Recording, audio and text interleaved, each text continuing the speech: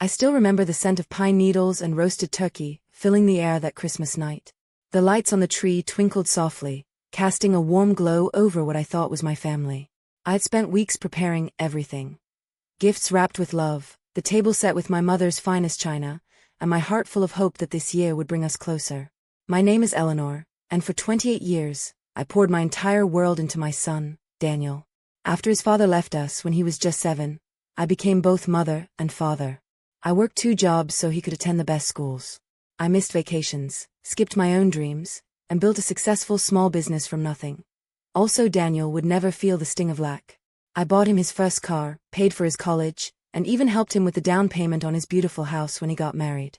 That Christmas, I was especially excited. Daniel's wife, Sophia, had been distant lately, but I told myself it was just the stress of their new marriage. I had prepared his favorite dishes, bought him the expensive watch he'd been eyeing, and even planned a surprise family trip announcement. I wanted this to be perfect. We were halfway through dinner when it happened. Daniel suddenly put down his fork, looked at me across the table, and said words I'll never forget. "Mom, you're not real family anymore." The room went silent. My granddaughter stopped playing with her new toy. Sophia stared at her plate with a small, satisfied smile. I laughed nervously at first, thinking it was some cruel joke. But Daniel continued, his voice cold. "You've done enough. We need space. Sophia and I are starting our own life now, and honestly, you're just too much. You're not part of this family anymore." My heart shattered into 1,000 pieces right there at the Christmas table. I sat there frozen, feeling like the ground had been pulled from under me. Tears burned in my eyes as I looked at the son I had sacrificed. Everything for. The boy I stayed up nights for when he was sick. The young man I cheered for at every game, every graduation, every small victory. And now, in front of his wife and my granddaughter, he was disowning me. Sophia finally spoke, her voice sweet but sharp. "We just think it's healthier if we set boundaries, Eleanor. You've been too involved in our lives." Too involved? I had co-signed their mortgage when their credit wasn't good enough. I had been watching my granddaughter 3 days a week so they could both work. I had given them money multiple times when they overspent. That night, after they asked me to leave my own home early, I sat alone in the dark living room surrounded by wrapping paper and half-eaten pie. The pain was unbearable. I cried until my chest hurt. How could the child I loved more than life itself speak to me with such cruelty? For days I barely ate.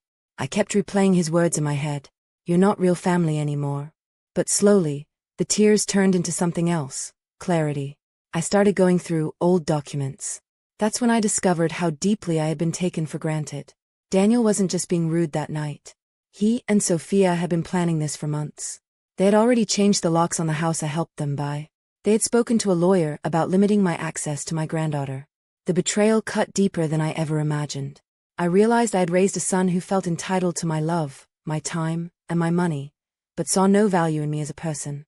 The love I gave so freely had created someone who now viewed me as an inconvenience. That realization broke me, but it also woke me up. I looked at the business I had built with my blood and sweat, the same business that had funded their entire lifestyle. I looked at the savings I had set aside for Daniel's future. And for the first time in 28 years, I asked myself one question. What about my future?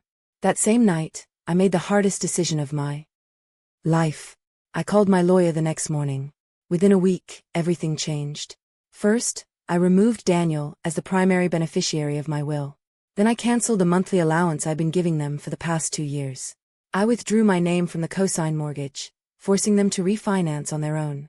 I sold the expensive car I'd bought Daniel last year, and transferred the money into a trust for my granddaughter that he could not touch. But the biggest move came when I changed the locks on my own vacation home, the one they'd been using every summer without asking. I also informed them that I would no longer be providing free childcare. When Daniel called me furious, screaming about how I was destroying his life, I finally spoke my truth. "Daniel, you told me I'm not real family anymore. You said it on Christmas in front of everyone. So I believed you. This is what that decision looks like." He tried to apologize weeks later when the financial pressure hit them. He showed up at my door with flowers, saying he didn't mean it, that Sophia had pressured him. But the damage was done. I looked at my son, the boy I once carried in my arms, and said calmly, "You made your choice that night. Now I've made mine." It wasn't about revenge. It was about respect. Today, I'm finally living for myself. I've started traveling, I've reconnected with old friends, and I've found peace I didn't know I deserved. My granddaughter still visits me, on my terms now. If there's one thing I've learned from this heartbreak, it's this. Love should never be a one-way street. No matter how much you give, you cannot pour from an empty cup. And sometimes, the greatest act of self-love is choosing to protect your peace, even if that means walking away from the people you once loved most. Christmas will never be the same. But for the first time in years, I'm finally free.